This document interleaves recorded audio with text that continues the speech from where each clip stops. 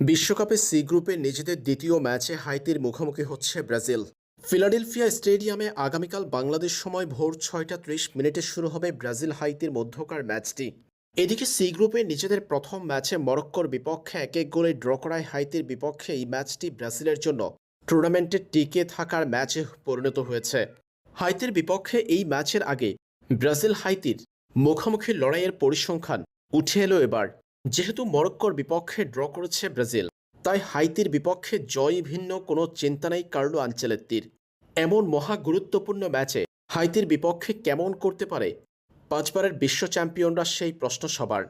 হাইতির বিপক্ষে ব্রাজিল এখন পর্যন্ত ১৯৭৪ সালের পর থেকে মুখোমুখি হয়েছে কেবলমাত্র ৩ বার, আর ৩ ম্যাচেই জিতেছে ব্রাজিল।